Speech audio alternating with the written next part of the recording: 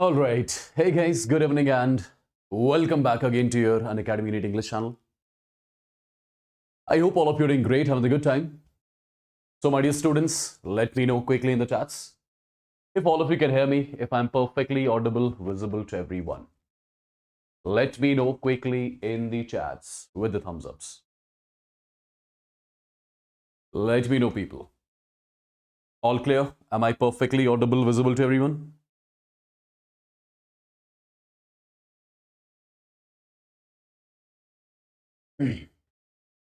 Right? So guys, audio, video, all clear?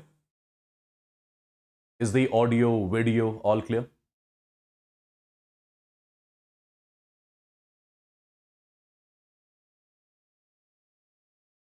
All right. Perfect. Just give me a second and we shall be starting. Just give me a second and we shall be starting.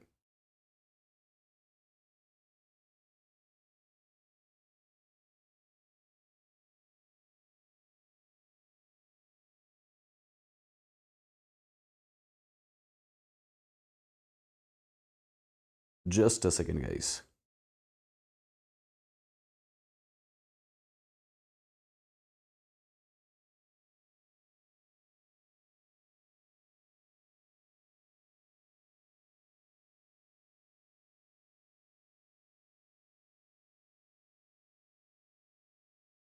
By the way, did you all, are you done with the first two sessions of atomic structure?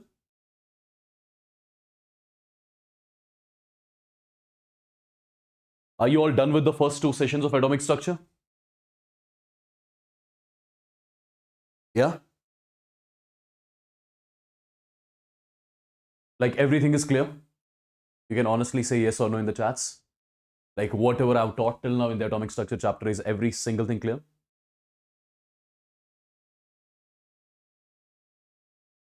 Right, people?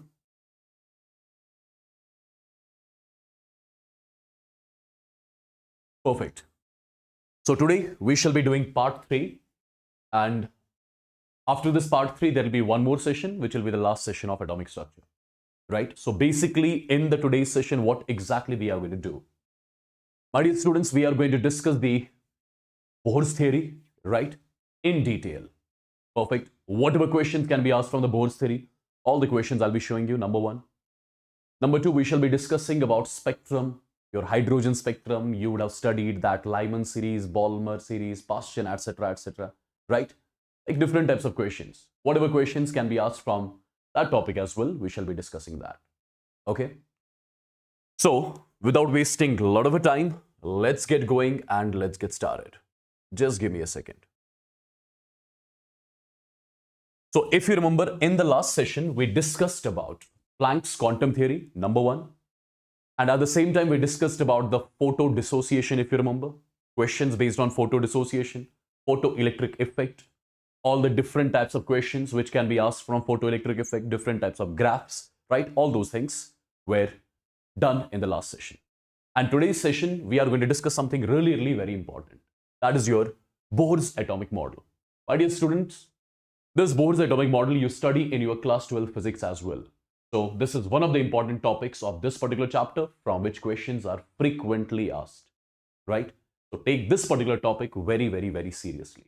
And whatever questions I'll be showing here, take all the questions very seriously. Okay? Perfect, guys. So first thing, let me show you exactly the postulates of this particular Bohr's theory. The main important points of this particular Bohr's theory. Number one, my dear students, this Bohr's atomic model, it is applicable to single electron species. Now you must be thinking, what are single electron species? As per their name is concerned, single electron species are the ones which just contain one electron. For example, if you talk about hydrogen, its atomic number is 1, right? My dear students, in one atom of hydrogen, you will find only one electron. And that species which just contains one electron, that's something which you will be calling a single electron species. So hydrogen, it is a single electron species, right? Number one. Number two, if I talk about helium, its atomic number is 2. Helium, its atomic number is 2. That means one atom of helium, it contains 2 electrons. One atom of helium, it contains 2 electrons. My dear students, if you take one electron out from here, this helium, it gets converted into He positive. Now, if I ask you how many electrons are present in He positive, you'll say only one electron. So if I ask you helium or helium positive, among these two, which one is a single electron species? You'll say it is He positive, which is your single electron species, my dear student, right? And at the same time, for example, you talk about lithium. Its atomic number is 3. One atom of lithium contains 3 electrons. One atom of lithium contains 3 electrons. If you take 2 electrons out, it gets converted into lithium dipositive, and this particular lithium dipositive, it just contains 1 electron. So lithium dipositive is again your single electron species, right? So single electron species are the ones which just contains 1 electron. And this particular Bohr's theory, this particular Bohr's model, it is only and only applicable to single electron species like hydrogen, like He positive, like lithium dipositive, right? Now, my dear students, as per Bohr's atomic model is concerned, atom contains equal number of protons and electrons. As per the Bohr's atomic model is concerned, what Bohr said atom basically, it contains equal number of protons and electrons. Due to which, if the atom is containing equal number of protons and equal number of electrons, that is the reason why your atom is basically electrically neutral, right? That's the reason why your atom is basically electrically neutral. So atom consists of equal number of protons and neutrons, and therefore atom is considered to be electrically neutral. This was the second point which you have to remember. Okay. Talking about the third point. This is also something which every one of you would be knowing. This is basic stuff which I'm sure majority of you guys will be already knowing. Yeah. What is this particular point? As per this particular third point, as per the Bohr's atomic model is concerned, electrons, they are revolving. Electrons are revolving around the nucleus in the circular paths. And these circular paths in which the electrons are revolving, these circular paths, they have got a fixed radius, right? And my dear students, the circular paths in which the electron revolves, which have got a fixed radius, he called them as the shells or orbits, right? He called them the shells as, or you can call them as orbits. So shell concept, orbit concept, it was given by Bohr basically. Bohr introduced the concept of orbit. He introduced the concept of shell. And what is this orbit? What is this shell? It is the circular path in which the electron continuously keeps on revolving around the nucleus. And this particular circular path, it has got the fixed, it has got the constant radius. And the circular path in which electron moves, in which electron revolves, right, which has got the fixed radius, you call these circular paths as the orbits, or you call it as shells, right? And my dear students, let's say this is the nucleus of an atom. Let's say this is the nucleus of an atom, which consists of protons, right? Inside the nucleus, what do we have? You have got protons. Now, for example, this is the first circular path which I'm showing. Let's say this is the second circular path. Similarly, there'll be a lot of circular paths here, right? Perfect. Let's assume this is one of the circular paths in which electron will be continuously revolving. Perfect. You'll be calling this particular circular path, which has got a fixed radius, you'll be calling it as K shell, right? The second one is called as L. This is called as M, and this is called as N. I'm sure this is again something which you all must be knowing already, right? So electron, it keeps on revolving around the nucleus, and the circular paths, those circular paths, they have got fixed radius, And those circular paths are what you call as shells or orbits. And my dear students, these shells, the first shell is your K shell, L, M, N, etc., etc. Okay, that's it. That's it. This was one more point. Now, talking about something interesting here. Talking about something interesting. Have a look. Just a second. See, look at this particular point. Look at this particular point. This is important. My dear students, imagine this is the atom over here. Imagine this is the atom over here. Okay? Now, first of all, I'm assuming that the atomic number of this particular atom is Z. Z is the atomic number. Z is the atomic number of the atom of some element, right? If the atomic number is Z, what does that mean? That means this particular atom contains Z number of protons. You know, whatever is the atomic number of an element, same is the number of protons present in one atom of an element, right? That's something, again, you'll be knowing. I'm assuming that I have got an atom of some element whose atomic number is Z. That means it will contain how many protons? It will contain Z protons. As simple as that, right? Now, my dear students, let's assume that the charge present on one proton, let's assume that is E, and the sign will be positive. Let's assume that the charge present on one proton is E. If charge on one proton is E, how many protons do we have in this atom? We have got Z protons. Charge on one proton is E. Charge on two protons will be 2 times E. 3 protons, 3 times E. Z protons will be Z times E. So charge which these Z protons have, it's going to be Z times E, right? With the sign positive. Perfect. So what is the ZE? It is the charge which the Z number of protons will have. My dear students, entire positive charge in the atom, that is concentrated in the nucleus. So this positive charge which the atom contains, it will be present in the nucleus. So the nucleus of the atom will contain the charge Ze. I hope this is clear. Now, for example, this is the electron here which is revolving in this particular shell. The electron is revolving around this. The electron is revolving, right, in this circular orbit over here. Let's assume that. What is the charge present on electron? Charge on electron, magnitude-wise, it is E, but the sign will be negative. The charge on electron, magnitude-wise, it's going to be E, but the sign is going to be minus over here. Perfect. Now, you must be knowing one simple thing. My dear students, for any object to revolve in the circular path,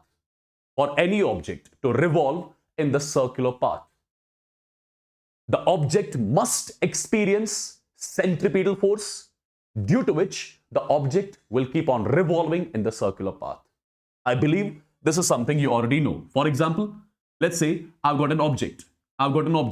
If the object has to move in the circular path,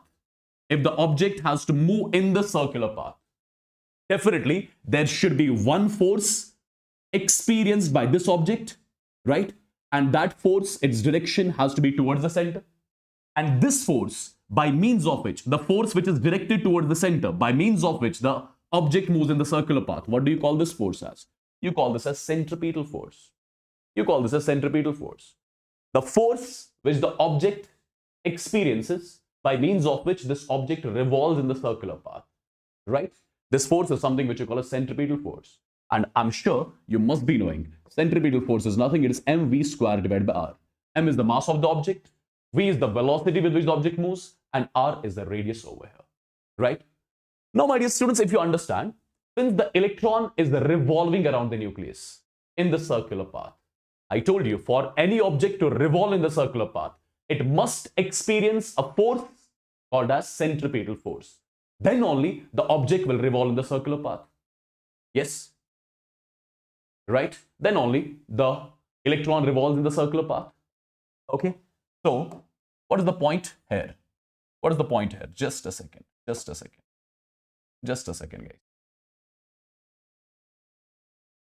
a second, have a look.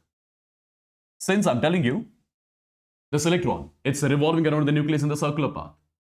So I would say this electron will only revolve in the circular path if this electron will be experiencing a force whose direction which will be directed towards the center.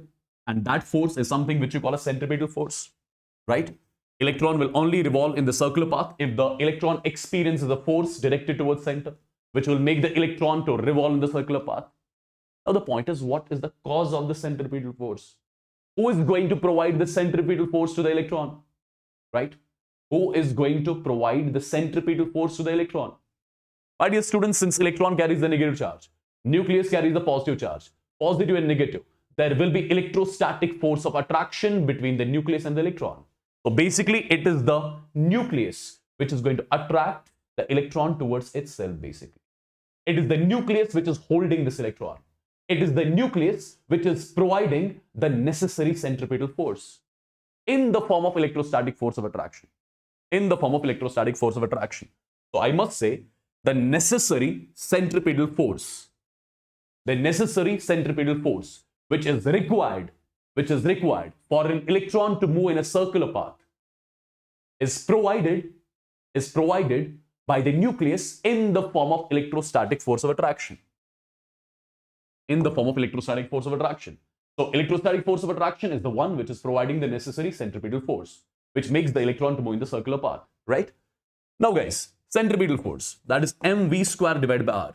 M is the mass of electron, velocity of electron, radius of the orbit in which electron is moving. What is electrostatic force of attraction? Electrostatic force of attraction is K Q1 Q2 divided by R square. K Q1 Q2 divided by R square. So my dear students, from here, you are going to get one equation. mv square by R is equal to K, I'm writing as such. What is Q1? Let's assume Q1 is the charge inside the nucleus. That is Ze. What is Q2? Q2 is the charge present on the electron. That is E divided by R square, right? So finally, you are getting one important equation here, which I'll be frequently using, right? One important equation you'll be getting. And the equation is something like this. mv square divided by R is equal to K Ze square divided by R square. This is one important equation, which I'll frequently use while I'll be deriving certain results afterwards in the today's session only, right? So in short, for an electron to revolve in the circular path, the electron must experience a force directed towards center, which is what you call a centripetal force. Now, it is the electrostatic force of attraction between the nucleus and the electron, which is providing the necessary centripetal force to the electron, and then only this electron is revolving in the circular path, right? Right, people? Perfect. Jerusha, yes, almost. Perfect. This was one more point as far as the Bohr's atomic model is concerned. Look at this particular point. This is one more important point, right? As far as the Bohr's model is concerned. So what is this particular point all about? Have a look, guys. Understand properly what I'm going to say. As per the Bohr's atomic model, out of the infinite orbits, out of the infinite orbits, electron can only be present in those orbits. Electron will only be present in those orbits in which its orbital angular momentum is an integral multiple of h upon 2 pi. What does it mean? First of all, you should know what is meant by angular momentum. I'm sure linear momentum every one of you would be knowing, right?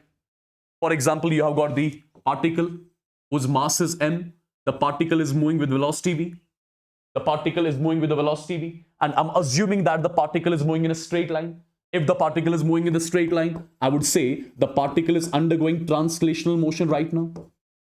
The particle is showing the translational motion, right?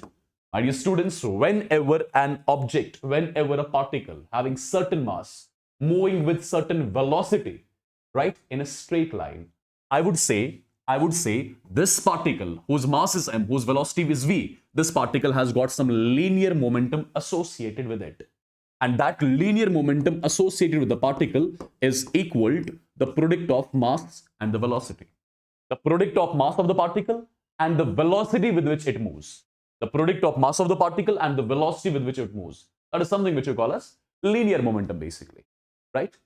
That's what you call as linear momentum. But what is angular momentum? What is angular momentum? My dear students, if you see any object, if you see any object moving in the circular path, if you see any object moving in a circular path, let's say I've got one object. This is the object whose mass is m, right? It is moving with some velocity v. If I ask you what is the direction of velocity at this particular point of time, if the motion is anti-clockwise, draw the tangent at this particular point. This is going to give you the direction of velocity. This is going to give you the direction of velocity. And definitely, let's assume this object is following the circular path. So it has got some radius as well. So my dear students, whenever you see an object which has got certain mass, moving with certain velocity, right, in the circular path, there will be one more term which will be associated with this particle. The way linear momentum is associated with this particle. In the similar way, if the object moves in the circular path, there will be angular momentum associated with this particle. And that angular momentum is equal to m multiplied by v multiplied by r, right? Basically, in physics, you study it in detail. It's basically r cross p, right? You get its direction, etc., etc. It is a vector quantity. I'm not going to talk about those things, right? Whatever I need here, I'm going to talk about that only. So whenever you see an object moving in a circular path, right? Whenever the object has got certain mass, certain velocity, moving in a circular path, there will be angular momentum associated with the particle. And angular momentum, which is associated with the particle, is the product of mass, velocity, and radius of the particle. As simple as that, right? Now, my dear students, try to understand a few more things.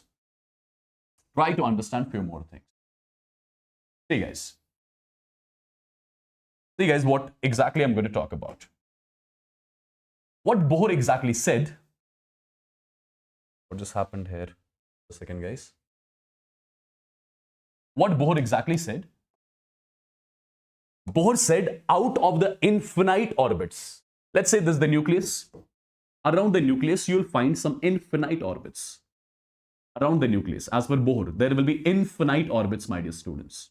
Right? There will be infinite orbits. What Bohr said, out of infinite orbits, can the electron be present in any orbit over here? If I ask you, can the electron be present in any orbit over here? The answer is no. There are infinite orbits around the nucleus, right? But electron is not going to be present. Electron won't be present in all those infinite orbits. No. Electron will be only present in those orbits wherein the angular momentum of the electron is the integral multiple of h upon 2 pi. See, first of all, angular momentum of an electron is equal to, it can be, h upon 2 pi. I'll write it like this, 2h upon 2 pi. I'll write it like this, 3h upon 2 pi, right? I'll write it like this, 4h upon 2 pi. Perfect. So what exactly I'm doing over here? This is h upon 2 pi. This is 2 times h upon 2 pi basically. This is 3 times h upon 2 pi. This is 4 times h upon 2 pi. Correct? Right? So in general, can I write like this? MVR. MVR is basically equal to NH upon 2 pi. NH upon 2 pi. As per Bohr is concerned, the electron will be only present in those orbits in which the angular momentum will be the integral multiple of h upon 2 pi. What does that mean? See, these are integral multiple of h upon 2 pi. These are the integral multiples of h upon 2 pi. Correct? Right? So electron can be present in the orbit in which angular momentum will be h upon 2 pi, 2h upon 2 pi, 3h upon 2 pi, 4h upon 2 pi. But you will never see an electron in that orbit. You will never see an electron in that orbit in which, for example, angular momentum will be equal to 1.1 h upon 2 pi, 1.5 h upon 2 pi, right? 1.7 h upon 2 pi. These are not the integral multiples of h upon 2 pi, right? My dear students, let's assume this is shell number 1, n value is 1, right? This is shell number 2, n value is 2. This is shell number 3, for example. This is shell number 4. Similarly, there are infinite orbits, right? So if I ask you, if the electron is present in the first shell, what about its angular momentum? What about its angular momentum? MVR. It's going to be h upon 2 pi. It's basically nh upon 2 pi, but put the value of n as 1, so it's going to be h upon 2 pi. If the electron is present in the second shell, its angular momentum is 2h upon 2 pi. If it is in third shell, it's going to be 3h upon 2 pi. Right? So electron will be only present in those orbits in which the angular momentum remains the integral multiple of h upon 2 pi. You will never find electron in that orbit in which the angular momentum will be 1.25 h upon 2 pi. Right? Nothing like that. Basically, there will be more orbits in between them. Right? There will be more orbits in between them. For example, over here, if the electron is present here, its angular momentum will be h upon 2 pi. Let's say if the electron, which is not possible, if the electron was present here, right, its angular momentum would have been 1.1, for example, 1.1 h upon 2 pi, then 1.2, 1.3, 1.4. But electron, it will be always there in that orbit in which the angular momentum of the electron remains the integral multiple of h upon 2 pi. I believe this is clear to everyone. Yes? Did you get this particular point? Right, people? Did you get this particular point? Say yes or no in the chats quickly. Quickly, say yes or no.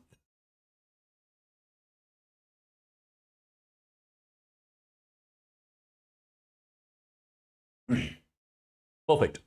Now we have got one more point. One more important one. These are the points which you have to remember.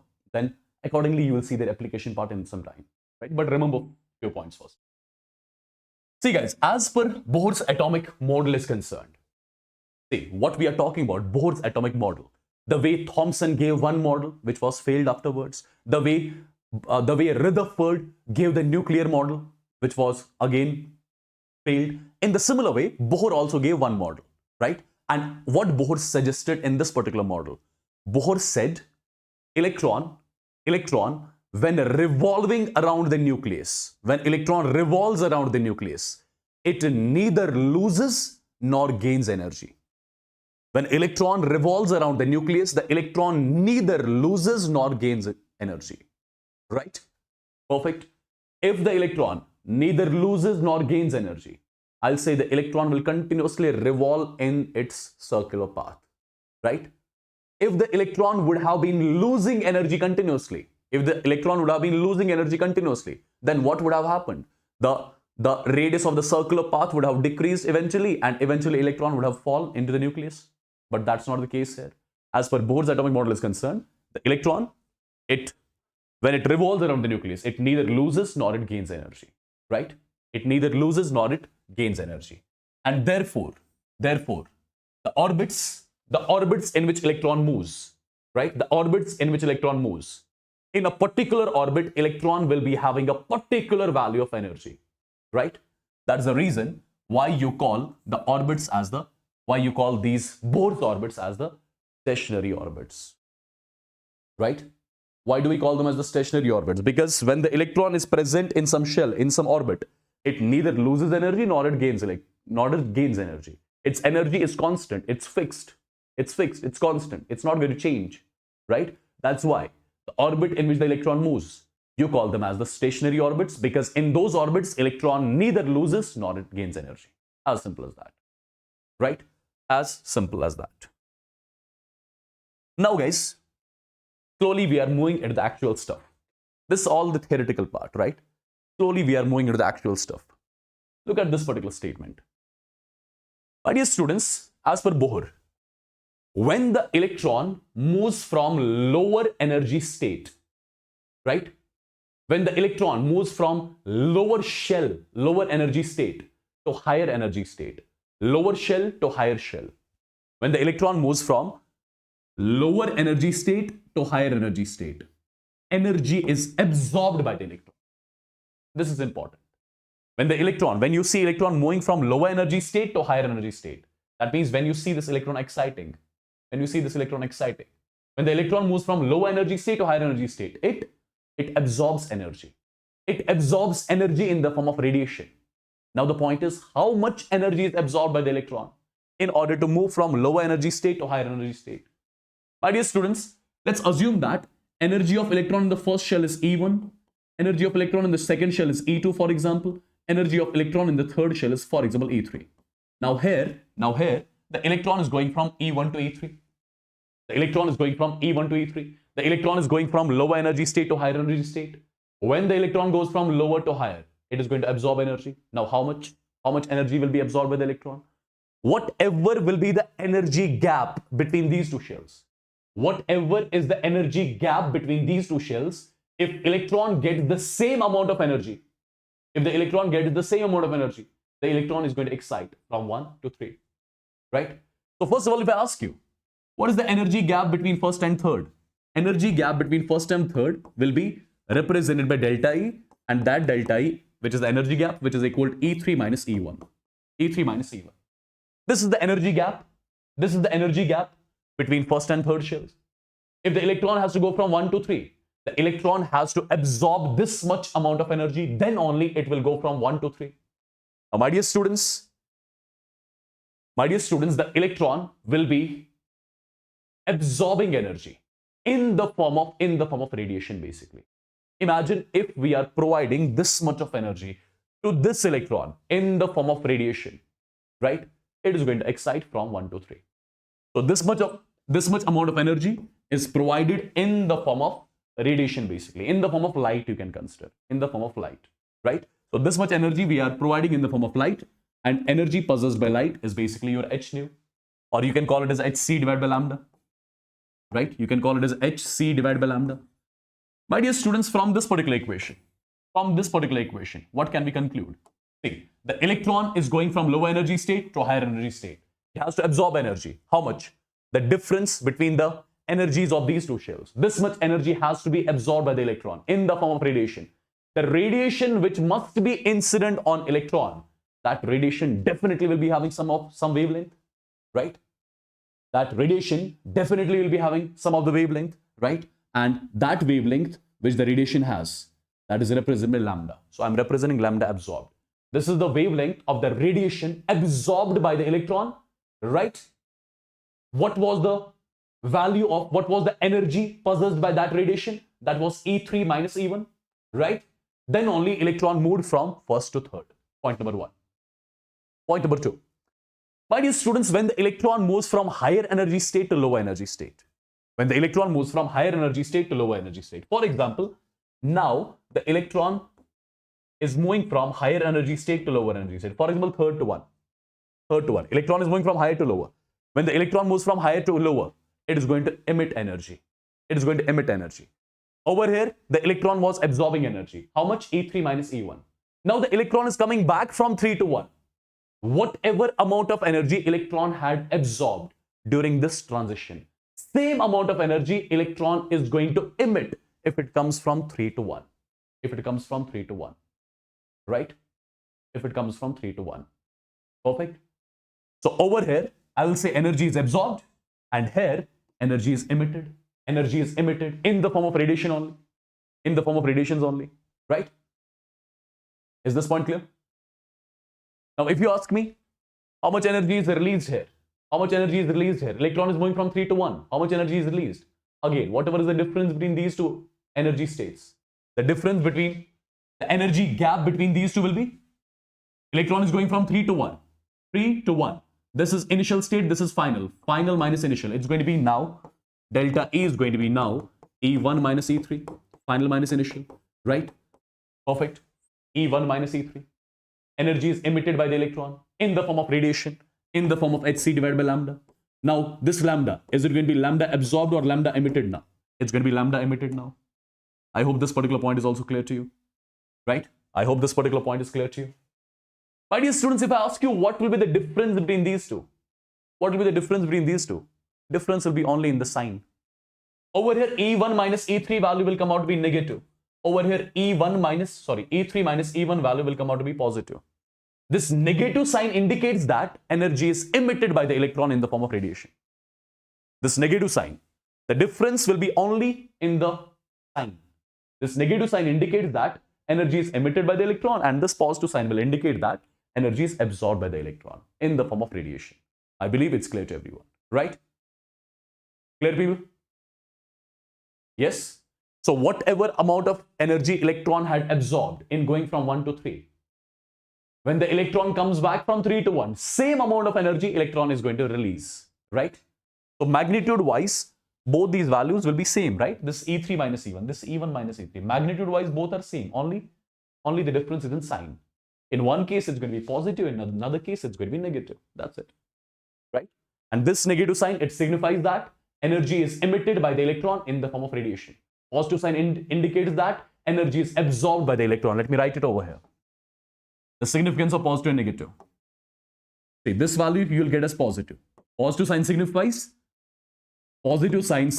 that energy is absorbed by the electron during the transition, right? Or just let me write it till here only. Similarly, negative sign is going to indicate that energy is released. Energy is released by the electron.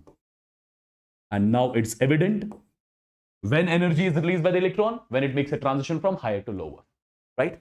I believe this point is clear to everyone. Now, my dear students, let's come to our actual stuff now. That is application of Bohr's theory. So, let me mark the heading over here as formulae related to Bohr's theory. All the formulas which are related to Bohr's theory, right? All the things which are related to Bohr's theory. The first thing we are going to calculate the radius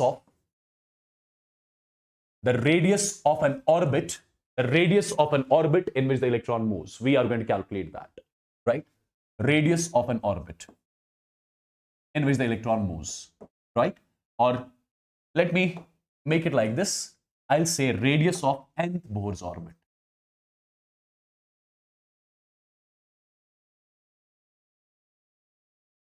Radius of nth Bohr's orbit. This is the first point which we are going to calculate here. Radius of nth Bohr's orbit. Now, how exactly you guys are going to get the radius of nth Bohr's orbit? That's important. Understand? Guys, ionization energy is different. Leave it. I'm not going to talk about that.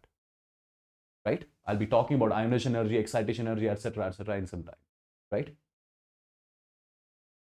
See, guys. First of all, in order to get the radius of the orbit, for example, let me show you one thing. Let's say this is the nucleus, right? Let's say electron is revolving around the nucleus. Let's say this is the electron here, for example. Electron is revolving around the nucleus. Now, I'm assuming the shell number of this orbit, the shell number in which the electron is moving. Let's say that is n. I want you guys to calculate. I want you to calculate the radius of this nth Bohr's orbit. This is nth Bohr's orbit, right? This is shell number n. That's why I'm calling this as nth orbit. I want you guys to calculate the radius of nth Bohr's orbit. This particular radius I want you guys to calculate. How exactly you're going to calculate? See, first of all, already we have discussed one equation, if you remember, mv square divided by r is equal to k ze square divided by r square. This is one equation which we have discussed already, right? Already we have discussed. So one of the r gets cancelled. So you can write it like this: mv square is equal to k. This is ze square divided by r. Perfect. There is one more equation which we have discussed. What was that? That was mvr is equal to nh upon 2 pi. Correct? Dear students, can I eliminate v from here? V will be equal to nh upon 2 pi. nh upon 2 pi, and it's going to be m multiplied by r. Perfect. I've eliminated v from here. Okay. Since I've eliminated v from here, this is the main equation. These are the two main equations, this one and this one, right? Since what we have done, we have eliminated v from here. Now I'm going to introduce v in this particular equation. So it's going to be m, v square. V square means it's going to be n square h square divided by, it's going to be 4 pi square m square and r square, right? It is equal to k z e square divided by r, right? Perfect. Now let's exactly see what all parameters will get cancelled out. So this m and one of the m gets cancelled out, number one, right? One of the r gets cancelled out, right? Is there any other thing? I don't see something like that. So my dear students, from here I'll be getting the r value. This r I'll take here, right? So r value is simply going to be n square h square divided by n square h square. It's going to be 4 pi square m 4 pi square m multiplied by k multiplied by z multiplied by e square. So which radius I'm calculating right now? I'm calculating the radius of nth orbit. The radius of, I'm calling this orbit as nth orbit. I want to calculate its radius.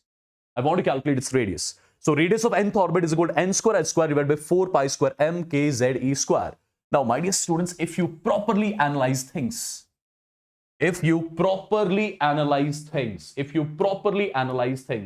a look what exactly we are going to do. See, first of all, what is n?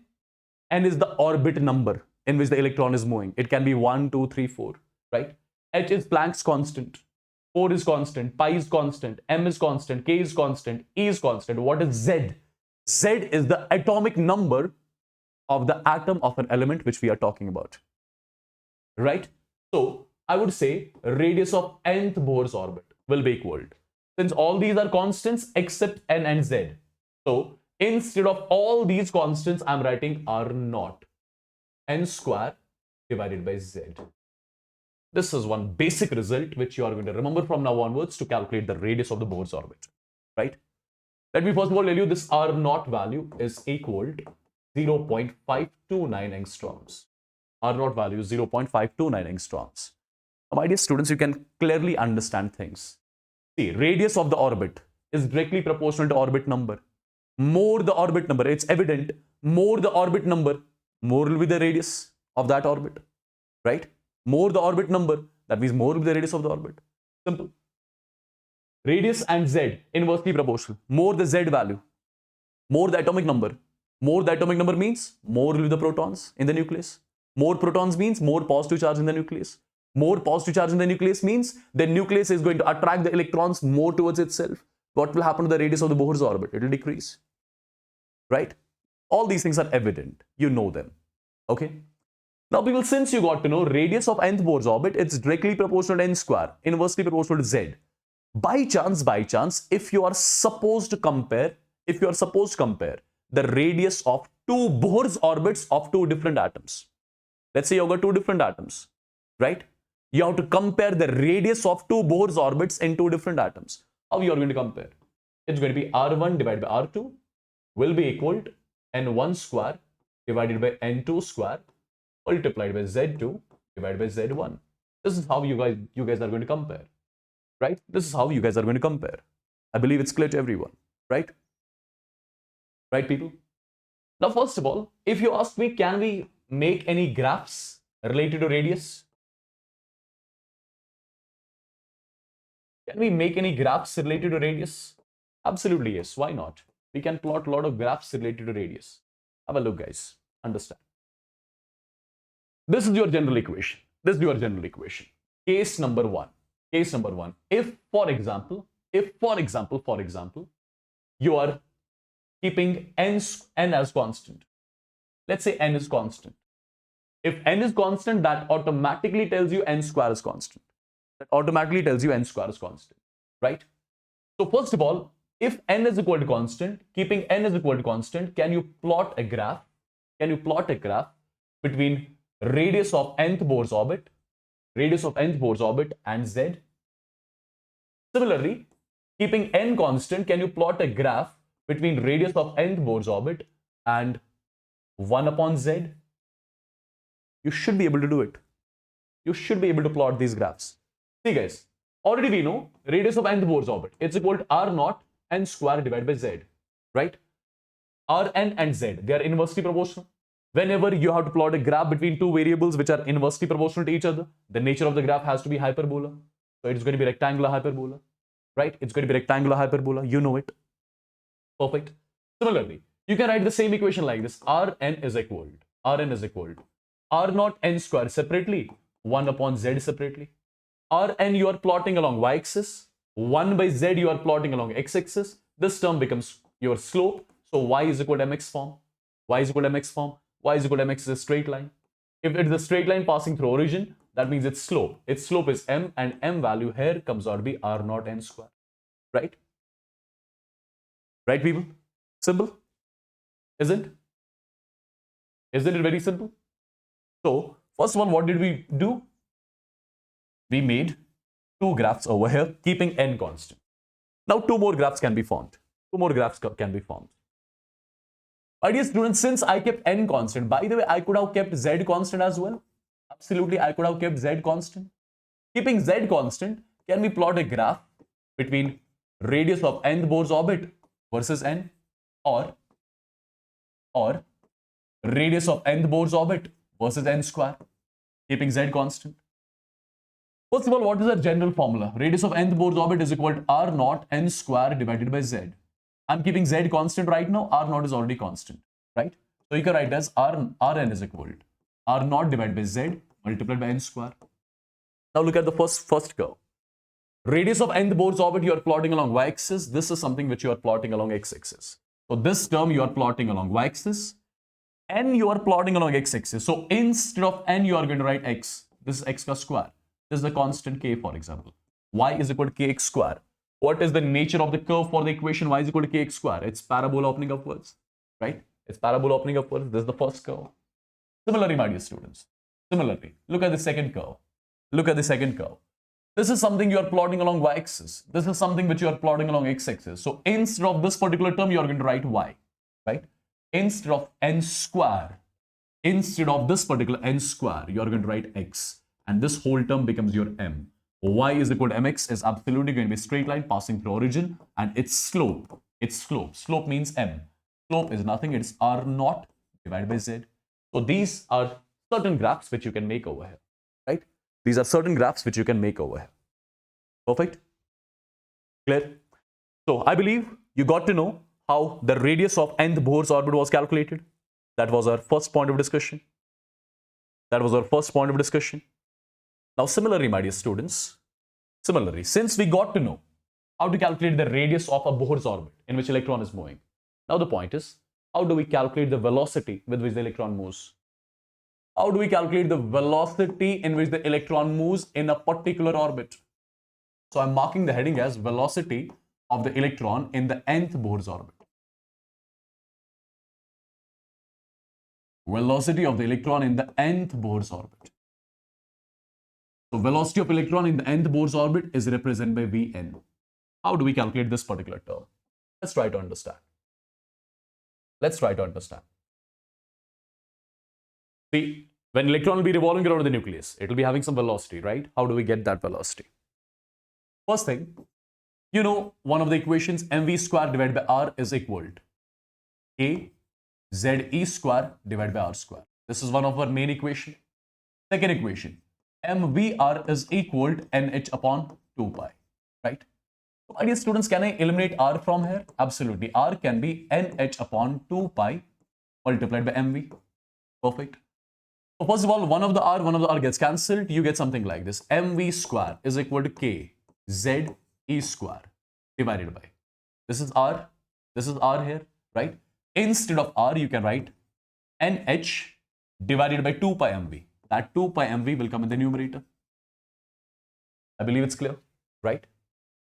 Perfect. So one of the v and one of the v gets cancelled out. So you can eliminate v from here. This m and this m gets cancelled out.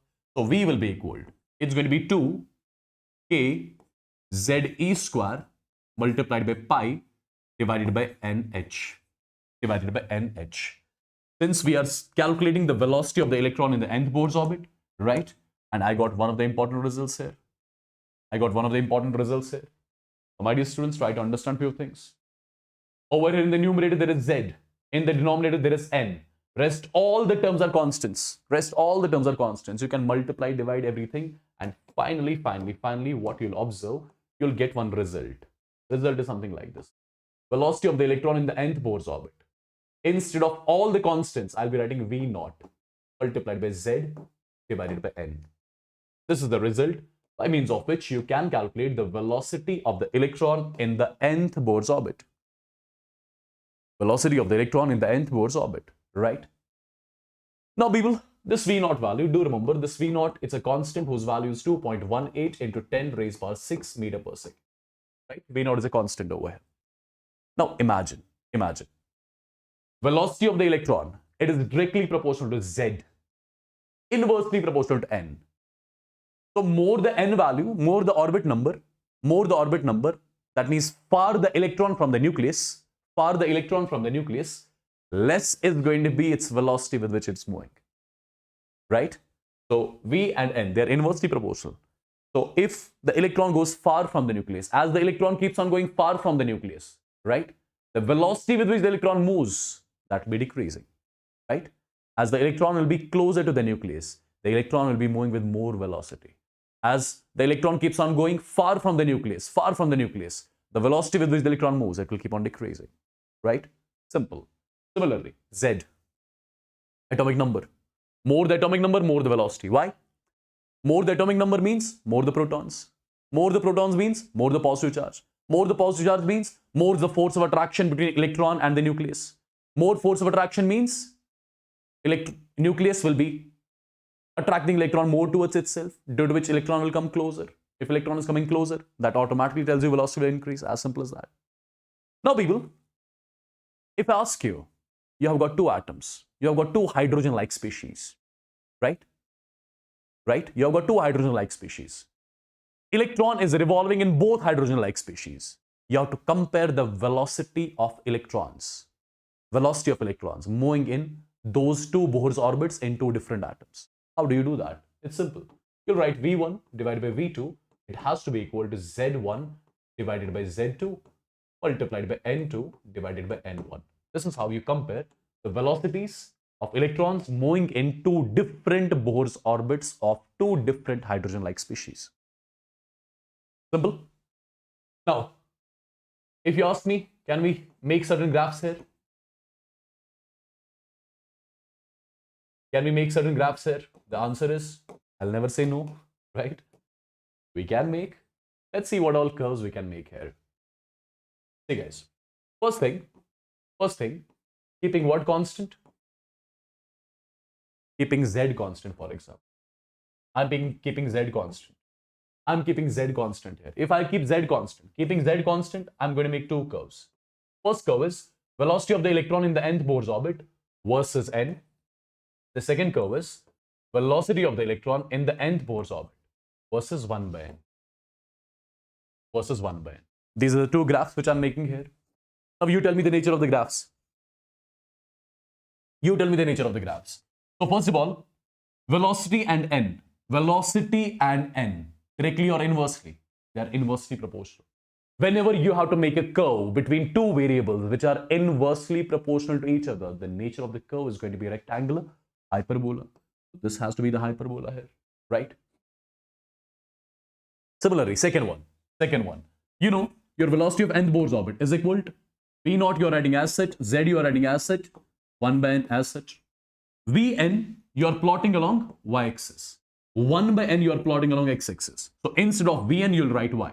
Instead of this 1 by N, you will write x. This whole term becomes your m. Y is equal to mx. Y is equal to mx means straight line. If it is a straight line, what about its slope? Slope is going to be m basically, which is V0 multiplied by Z. Now, if you ask me, are there only two curves which we can make? No, we can make one more curve. Yes, we can make one more curve. If I write the second thing, keeping n constant. If I keep n constant and want to plot a graph,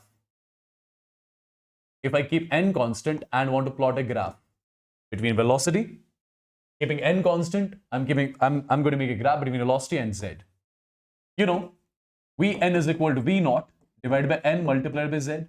This Vn you are plotting along y-axis, Z you are plotting along x-axis. So instead of this, you'll write y. Instead of this, you'll write x. This whole term becomes your m. So y is equal to mx, has to be a straight line. If you ask me about its slope is going to be V0 divided by N. Clear?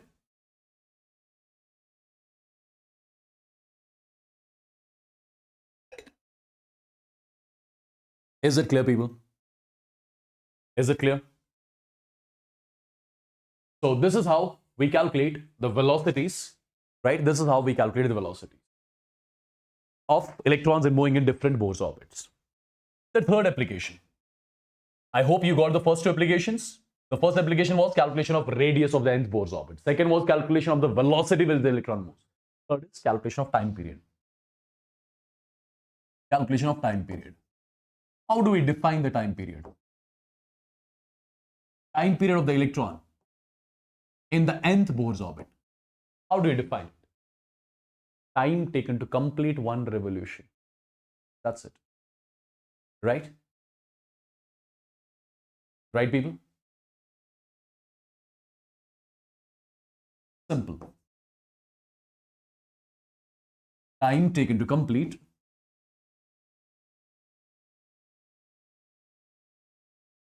one revolution. Time taken to complete one revolution is something which you call as time period. Now, guys, try to understand how it's calculated. See, first of all, you know, speed is equal distance divided by time, and therefore time has to be equal distance divided by speed. Time has to be equal distance divided by speed. You know it. You know it. Imagine the electron is moving in this circular path. This is the nucleus, right? This is the nucleus. This is, for example, the electron here. Let's say the orbit number of this particular orbit is n. Let's assume the radius of this particular orbit is Rn. Rn is the radius of this particular orbit, right? So, if I ask you how to calculate time period of this particular electron right now in the nth Bohr's orbit. This is your nth Bohr's orbit. Nth Bohr's orbit. It can be anything, 1, 2, 3, 4, whatever, right? Nth Bohr's orbit. How do we calculate time period? What is time period? Time taken to complete one revolution. Time taken to complete one revolution. The time taken to complete one revolution is called as time period of the electron here, right? So it has to be equal. Distance covered by the electron. Can you tell me what is the distance covered by the electron in order to cover one revolution? Simple circumference. It is 2 pi and the radius of the orbit, radius of the nth Bohr's orbit, divided by speed with which the electron moves. Velocity of the electron in which the electron moves. With which the electron moves. That's it. Right? So time period of the electron in the nth Bohr's orbit is equal to 2 pi. You are writing as such. What is Rn? What is Rn? Rn is basically R naught n square divided by Z. You know it. What is Vn? It is V naught multiplied by Z divided by N. If I put the value of all the constants here, what I'll be getting? I'll be getting time period of the electron in the nth Bohr's orbit is T naught. T naught. It becomes N cube divided by Z square. N cube divided by Z square. What is the value of this T naught? T naught value is 1.5 into 10 raised power minus 15 seconds. Is it 10 raised power minus 15 or minus 16? Let me check. Let me cross verify. Just a second. Just a second, guys. It is 10 raised power 16. Sorry, yeah. It is 10 raised power minus 16. 1.5 into 10 raised power minus 16 is here. Okay. This is how you calculate the time period of the electron. Perfect. Now, guys, if I ask you something like this, calculate the, if I ask you, is it possible to compare the time periods of two electrons moving into different orbits in two different, hydrogen-like species? Absolutely, you can do that. Time period is directly proportional to n cube, inversely proportional to z square. So, T1 divided by T2 has to be equal to n1 cube, n2 cube multiplied by z2 square divided by z1 square, right? And my dear students, if you want to plot any graph, you can easily plot the graphs. You can easily plot the graphs here, right? You can easily plot the graph. So this was how do we calculate the time period of the electron. If I ask you, how do we calculate the frequency? If you got the time period, you can easily calculate the frequency, right? Frequency of the electron in the nth Bohr's orbit. What is frequency? As you know it, it's inverse of time period, 1 by t. Right? If you can calculate time period, that automatically tells me that you can calculate frequency as well, which is 1 by time period. Right? 1 by time period of electron in the nth orbit. It is 1 divided by T naught n cube upon z square. Or in general, I can say frequency of the electron in the nth Bohr's orbit, it's directly proportional to z square, inversely proportional to n cube. Simple. Or if you want to calculate the exact value, You can use this expression, right? Now, people, if you need to compare the frequencies of two electrons moving into different Bohr's orbits, of two hydrogen-like species, it has to be Z1 square divided by Z2 square multiplied by N2 cube. This is N1 cube. This is how you are going to compare. This is how you are going to compare the time periods of two electrons. Right?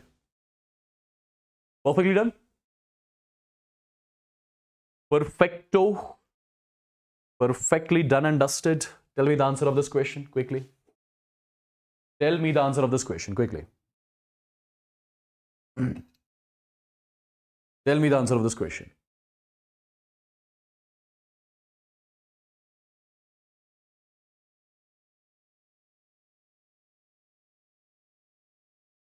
See guys, it's a very simple and basic question. I'm damn sure you can easily solve it. Calculate the radius ratio of second orbit of He positive, second orbit of He positive and third orbit of Be tripositive. So these are two hydrogen-like species which are given to us, single electron species, right? First of all, calculate the radius ratio of second orbit of He positive. So we are given with second orbit of He positive, right? Atomic number of helium is hydrogen helium 2. Perfect. Let's assume its radius is R1. And third orbit of Be tripositive, hydrogen helium lithium beryllium, atomic number 4. Its radius beat as R2. So we have to get the radius ratio of, we have to get the value of R1 divided by R2, right? R1 divided by R2 is N1 square divided by N2 square. This is Z2 divided by Z1. Simple. N1 square, 2 ka square is 4. N2 square, 3 ka square is 9. Z2 divided by Z1. Z2 is 4 and Z1 is 2, right? So this is 2, 1. This is 2. This is 4 to 8 is to 9. So 8 is to 9 is the radius ratio here. Simple, nothing to do here. Isn't it simple? Isn't it simple, guys? And you will be getting these simple questions only here, right? These simple questions only you'll be getting here. I believe it's clear. Look at this one. Look at this one. Look at this one. If the velocity of the electron in the first orbit of hydrogen atom is there, is talking about the velocity of the electron in the first orbit. In the first orbit of hydrogen atom is V. Velocity of the electron in the first orbit of hydrogen atom is V. What is the atomic number of hydrogen? It's 1. What will be the velocity of the electron in the third orbit of Li positive? There is Li positive given. In the third orbit, he is saying. In the third orbit, its atomic number. How much will be that? Hydrogen, helium, lithium. 3, right? What about its velocity? V2 we have to calculate. Already I've told you, I've already mentioned how do we compare the velocities of the electrons, right? You know, V1 divided by V2. It was basically Vn used to be equal to V naught Z by N. So it has to be Z1 divided by Z2 multiplied by N2 divided by N1. That's it. V1 value is V. V2 you have to calculate. Z1 by Z2. So 1 by 3 multiplied by N2 divided by N1. This is 3. So 3 cancel. So V is equal to V2. So you got the V2 value. It's coming out to be V. Isn't it simple? Isn't it simple, people? Done? In an atom, 2 electrons move around the nucleus in the circular paths of radius r and 4r. Perfect. The ratio of time taken by them to complete one revolution. Simple. Can you solve this question? In an atom, 2 electrons move around the nucleus in the circular paths of radius r and 4r. Perfect. The ratio of the time taken by them to complete one revolution is. Can you solve this? Say yes or no in the chats. Say yes or no in the chats. Quickly, people. Quickly.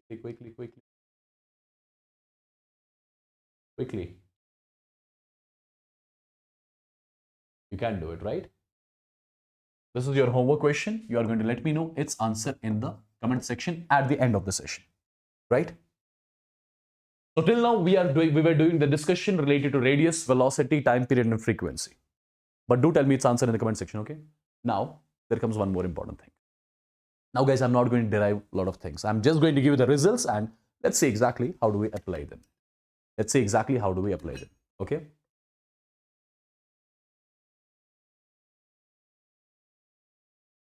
See guys, understand. Energy of the electron in the Bohr's orbit.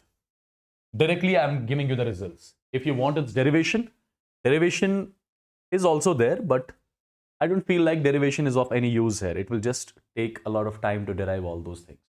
The way we derived radius, velocity, time period, right? Leave this part aside and I shall be giving you the results and we shall be trying to apply those results. Try to apply those results. First of all, let's assume that. Just a second, guys. Can you hear me? Can you hear me? Can you hear me? There was one mic issue. Can you hear me? Yes or no? Can you hear me?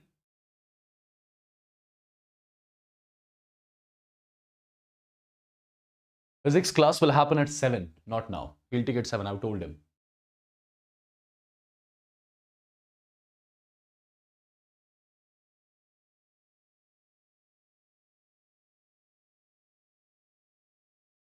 All right, all clear. One more hour, guys. One more hour. Energy of the electron in the Bohr's orbit. See, for example, I've got an atom. This is the nucleus of the atom. And let's assume that atomic number of the atom of the element is Z. Z is the atomic number. This is the electron here, which is revolving around the nucleus, for example. The electron is revolving around the nucleus. Since the electron is revolving, electron is in motion. If the electron is in motion, can I say there will be definitely some kinetic energy associated with the electron? Absolutely, there will be some kinetic energy associated with the electron. Now, similarly, when the electron will be revolving, the nucleus will be attracting the electron towards itself, right? When the electron was here, nucleus will be attracting. When the electron was here, nucleus will be attracting. When the electron will be here, nucleus will be attracting. So there is force of interaction between nucleus and electron. And due to interaction gives rise to what? Interaction gives rise to potential energy. Interaction gives rise to potential energy, right? And similarly, if I ask you what about the total energy possessed by the electron in the nth Bohr's orbit, you will say it is the sum of kinetic energy possessed by the electron and the potential energy possessed by the electron. This is something which is evident, right? Kinetic energy is due to what? Is due to the motion, since revolving. Due to the interactions, potential energy arises in the system, and total energy will be the sum of kinetic and potential, right? Now, guys, let me give the direct results. Direct results I'm giving you, okay? Let me first of all tell you total energy possessed by the electron in the nth Bohr's orbit, which is represented by E. Total energy possessed by the electron in the nth Bohr's orbit. It is equal to minus 13.6 Z square divided by N square electron volts. Total energy possessed by the electron. Kinetic energy possessed by the electron in the nth Bohr's orbit. This is equal to plus 13.6 Z square divided by N square electron volts. Potential energy in the nth Bohr's orbit. It is equal to minus 27.2 Z square divided by N square electron volt. These are 3 results which I would want every one of you to remember directly. This is the total energy possessed by the electron.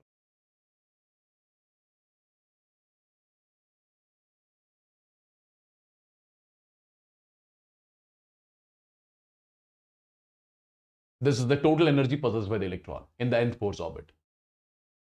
Kinetic energy possessed by the electron in the nth Bohr's orbit. Potential energy of the system in the nth Bohr's orbit. Okay, perfect. Now, guys, one more thing. Well, first of all, from these particular results, you can directly relate them, right? You can relate them as well. See, this is minus, this is plus. Magnitude wise, they are same. You can say total energy possessed by the electron in the nth Bohr's orbit, right? It is equal to minus times, it's equal to minus times the kinetic energy possessed by the electron in the nth Bohr's orbit, right? Which will be equal to, which will be equal to, which will be equal to what? Which will be equal to. Look at this particular result. Look at this particular result, guys. If you look at this particular result, I'll say potential energy is equal.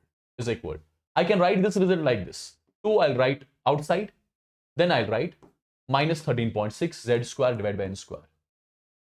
Right? What is this particular term? This is total energy. So potential energy is basically equal to 2 times the total energy. Right? Minus 13.6 z square by n square. That's the total energy. So potential energy is equal to 2 times the total energy. Or you can say total energy is equal to potential energy divided by 2. So total energy is equal to potential energy divided by 2. Right? Do remember this particular result as well. This is the total energy possessed by the electron in the nth Bohr's orbit. It is equal to minus times the kinetic energy, which is equal to potential energy divided by 2. Do remember this particular format as well. Okay? And it's simple.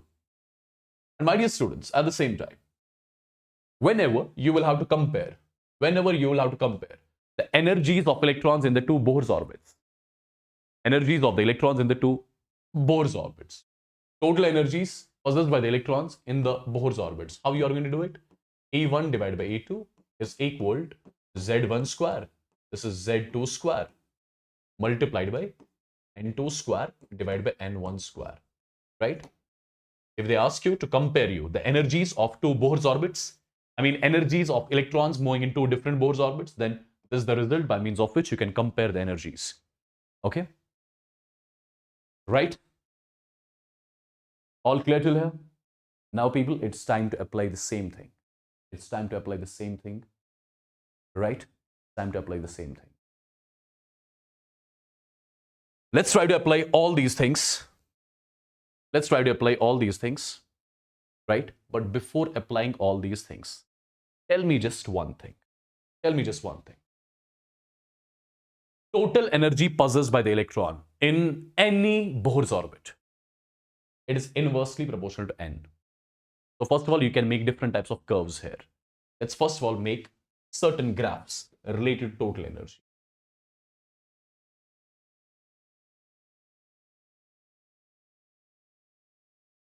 Graphs related to total energy possessed by the electron in the nth Bohr's orbit.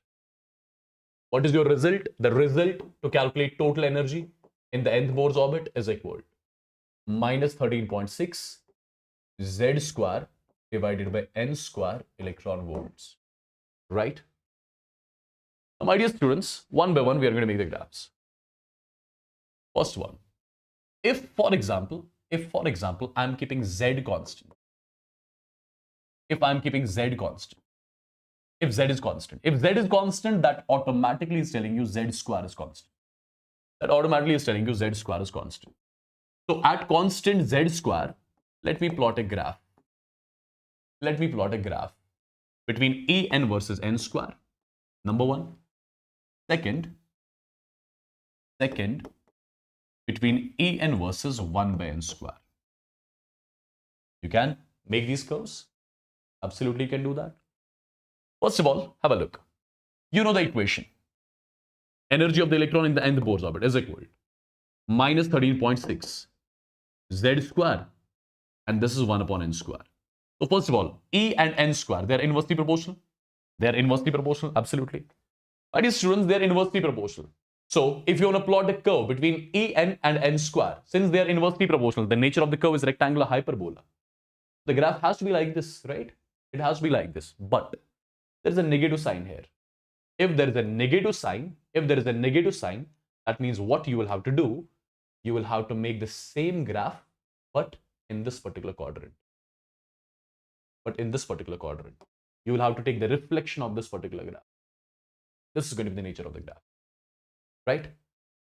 Hyperbola, you are making in this particular region.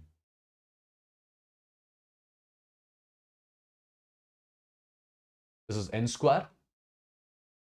And hyperbola you are making in this particular region. I hope this is clear.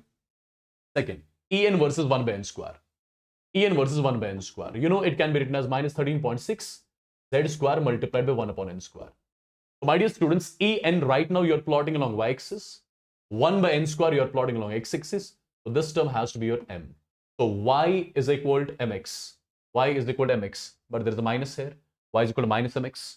So the graph which was supposed to be like this, it won't be like this.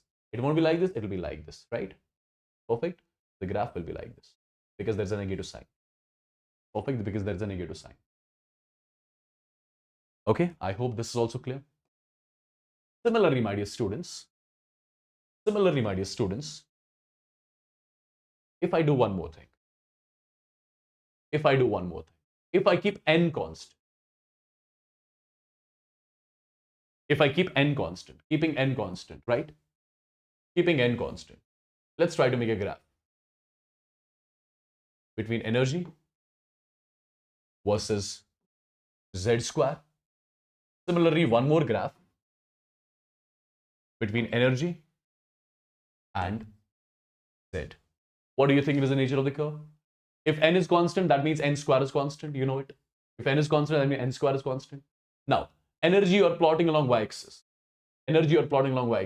Z square you are plotting along x-axis. So instead of z square, you are going to write x. This is y, this is x, and this whole term is minus m. Y is equal to minus mx. Y is equal to minus mx. This is the graph. This is the graph, guys. Right? Y is equal to minus mx. Perfect. This is the graph here. Y is equal to minus mx. Perfect. Now similarly, En versus Z. Tell me one thing. En versus Z. This is y. Z you are plotting along x-axis. So instead of z, you'll write x. So this is x ka square. Y is equal to x ka square. Y is equal to x square is like this. But there is a negative sign. It has to be like this. Only what you are doing, you are just taking the reflection of the graph about your x-axis. Perfect. So these are your graphs which can be asked related to your energy. I hope again it's clear to everyone. Is it? If it is clear, tell me one more thing. If it is clear, tell me one more thing. My dear students, this is the total energy possessed by the electron, right? Since total energy, it is inversely proportional to n. What does that mean? Does that mean on increasing n, E decreases? Does that mean on increasing n, E decreases? The answer is no, because there's a minus sign here. See, it's evident, guys. It's very much evident. If you increase n, this particular term, if you increase n, that means you are increasing n square. And when you are increasing n square, that means z square divided by n square term. This whole term you are decreasing. If you are decreasing this term, that means this term you are decreasing. Which term? 13.6 z square divided by n square. This term you are decreasing. And if you are decreasing this term, multiplying with minus, that means this whole term will increase. And if this whole term will increase, what does that mean? That means energy of the electron in the nth Bohr's orbit will increase. Right? So as the n increases, energy of the electron in the nth Bohr's orbit increases. What does that mean? As the n increases, that means as the electron keeps on going far, as the n increases, as the electron keeps on going far, its total energy keeps on increasing. Right? Right, people? Is it clear? People? Let me know. Safari 76. Sir, you are not having the same energy. Do you want me to shout? With experience, you lower down the voice. You focus on the words which you speak, right? With inexperience, you shout. Okay?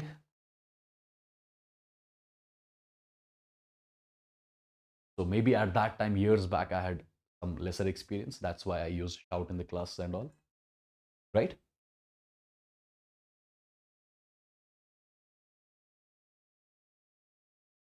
People, is it clear?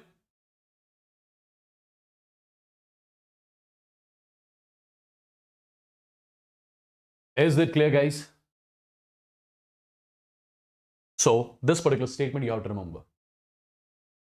As the value of n increases, the total energy of the electron, it will increase. So as the electron keeps on going far from the nucleus, energy of the electron will keep on increasing. Energy of the electron will keep on increasing. Now, people, there are a lot of things which we have to discuss now related to this energy. Related to this energy. Have a look.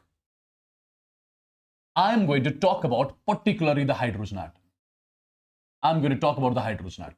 In case of hydrogen atom, the atomic number Z, that's 1. For hydrogen, Z is equal to 1. You know it, right? Now, we'll try to understand what exactly I'm going to do. Try to understand what exactly I'm going to do. I'm going to make you understand some basic things, right? Some basic things I'm going to understand. I'll make you understand.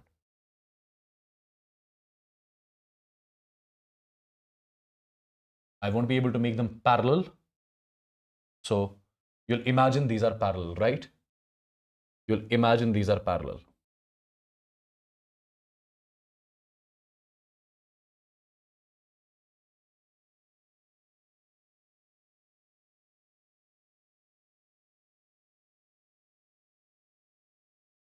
You'll imagine these are parallel. Okay. I'm going to discuss about what? I'm going to discuss about the hydrogen atom, right? My dear students, since I'm talking about the hydrogen atom, let me call this as n is equal to 1. Let me call this as n is equal to 1. Let me call this as n is equal to 2 for hydrogen. N is equal to 3 for hydrogen. N is equal to 4 for hydrogen. This is n is equal to infinite for hydrogen. There are infinite orbits, you know it, right? Yeah. Now we will try to understand few things. Few things you have to understand. Let me first of all tell you this n is equal to 1. This is something which you call as ground state for hydrogen. This is the ground state of hydrogen. This is called as first excited state of hydrogen. First excited state of hydrogen. This is the second excited state of hydrogen. This is the third excited state of hydrogen. This is the third excited state of hydrogen. Okay. Imagine the electron is present in shell number 1. Imagine electron is present in shell number 1. If I ask you what is the energy, what is the total energy carried by this electron when present in shell number 1? Since you know, total energy possessed by the electron in the nth Bohr's orbit, it's equal to minus 13.6 z square divided by n square. Since electron is present in first shell, n is 1, z is already 1. So energy of the electron in the first shell is minus 13.6 electron volts. Because this term, they are 1. When the electron reaches shell number 2, what is the energy possessed by the electron? Minus 13.6, z is 1. Divided by n is 2, 2 ka square is 4. So minus 13.6 divided by 4. Minus 13.6 divided by 4, which comes out to be minus 3.4 electron volts. Right? When the electron reaches the third shell, energy carried by the electron in the third shell is equal to, put n is equal to 3, 3 ka square is 9. So minus 13.6 divided by 9 will be minus 1.85 electron volts. Right? When the electron is in fourth shell, energy possessed by the electron, this is 4 ka square, that is 16. So minus 13.6 divided by 16 comes out to be, I believe, minus 0.8 something. Let me check it. Minus 0.85. Minus 0.85. And this particular term, it is minus 1.50, sorry. Minus 1.50 electron volts. Correct? Now tell me one thing. If the electron is in this particular shell, n is equal to infinity. If you put n as infinity here, division by infinity is 0. So energy possessed by the electron in the infinite energy state, that is 0. So first of all, let me make you understand what is this infinite energy state. Can actually electron be present at infinity? What does it mean? What does it mean? My dear students, try to understand. When the electron is in first shell, it is under the influence of the nucleus. Second shell, electron is under the influence of the nucleus. Third shell, electron is under the influence of the nucleus. That means nucleus is attracting electron. Fourth shell, electron is still under the influence of the nucleus. But electron is going far. Distance between nucleus and electron is increasing. If distance is increasing, force of attraction is decreasing. If electron keeps on going far, force of attraction is decreasing. There will be a stage when the electron will be out of the influence of the nucleus. When electron won't be attracting this sorry, when the nucleus won't be attracting this electron further, right? As the electron keeps on going far, the force of attraction decreases between the nucleus and the electron. The force of attraction decreases. Electron is going far. The force of attraction decreases. Now electron has reached at a point at which electron is not under the influence of the nucleus. The electron has come out of the influence of the nucleus. Now there is no attraction on electron from the nucleus. And when electron reaches at that point, we say electron has reached at the infinite energy state. Right?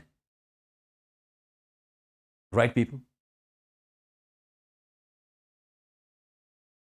Is this clear to everyone? Quickly, my dear students.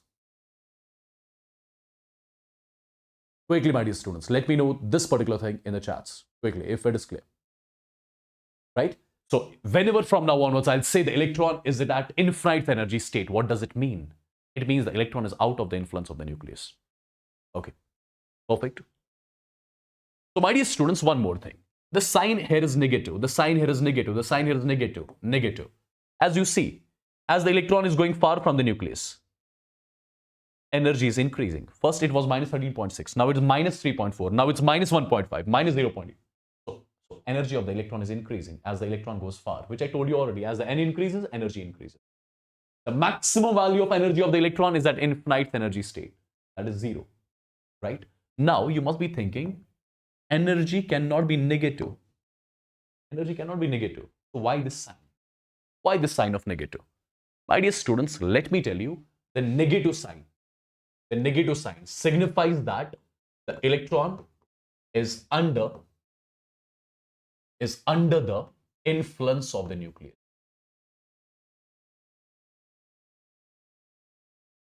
The electron is under the influence of the nucleus. Right? Right, people? Negative sign signifies that the electron is under the influence of the nucleus. Perfect. Now tell me one thing. If I ask you what is the difference, what is the energy gap between these two shells? What is the energy gap between these two shells? Energy of the first shell is minus 13.6, second is minus 3.4. So energy gap between first and second, delta E, which is E2 minus E1. How much that will be? How much that will be? E2 minus E1. So minus 3.4 minus 13.6, right? The value comes out to be how much? This will be 2, right? This will be 2, this will be 0, this will be 1. 10.2 electron volts. So what is this 10.2 electron volts? It is the energy gap between the first and the second shell, right? And I hope you got to know how I calculate this energy gap. So energy gap between first and the second shell, that is 10.2 electron volts. Energy gap between second and third, 1.89 electron volts. It is simply E3 minus E2, right? Energy gap between first and third, E3 minus E1, this much. Energy gap between first and fourth, this much. Perfect. My dear students, if you understand one thing, the energy gap between first and the second shell was 10.2 electron volts. The energy gap between second and third, it has decreased. The energy gap between third and fourth, it will further decrease. Fourth and fifth, it will further decrease. So energy gap between the two consecutive shells, or I will say the energy gap between the successive shells, it keeps on decreasing. It keeps on decreasing, right? It keeps on decreasing. I believe it's clear to everyone. Right, people? Is it clear? Say yes or no in the chats. So as the number of shells increase, the energy gap between the successive levels, that decreases. Do remember this particular point as well. I hope this is clear to everyone. Right? Perfect. Now, my dear students, same scenario. Whatever I showed for hydrogen atom. If you will be having a hydrogen-like atom, imagine you will be having a hydrogen-like atom. Hydrogen-like means there will be some atomic number, right? This is the diagram for the hydrogen-like atom. The energy of the electron in the first shell will be minus 13.6. Z square, n is 1, right? You cannot neglect Z in the formula. Perfect. You cannot neglect Z in the formula, right? Because you have got hydrogen like He positive. You cannot neglect Z there.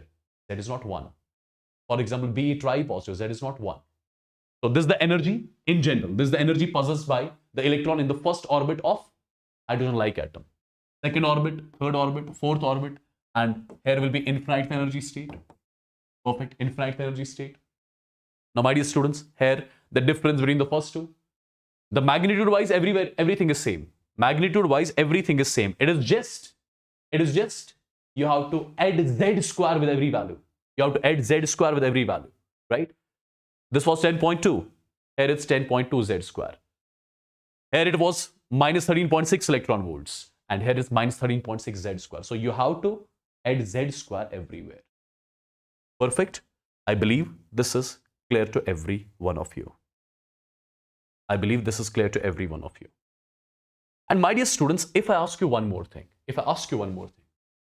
I've told you one important thing. When the electron makes a transition from lower energy state to higher energy state, lower to higher, what is going to happen to electron? Lower to higher, it's going to absorb energy. Imagine the electron has to go from 1 to 2, lower to higher. The electron has to absorb energy. How much? This much amount of energy electron has to absorb.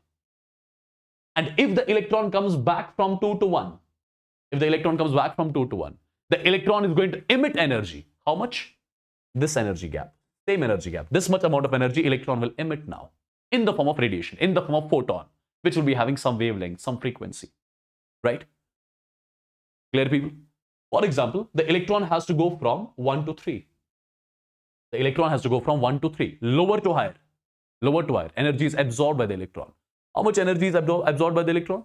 Whatever is the energy gap between these two shells. Same amount of energy electron has to absorb, then only it will go from 1 to 3. Now, if the same electron is coming back from 3 to 1, higher to lower, it will emit energy. How much? The same amount of energy it will emit in the form of radiation, in the form of photon, which will be definitely having some wavelength, some frequency as well, right? People, is every single thing clear till here? Is every single thing clear till here?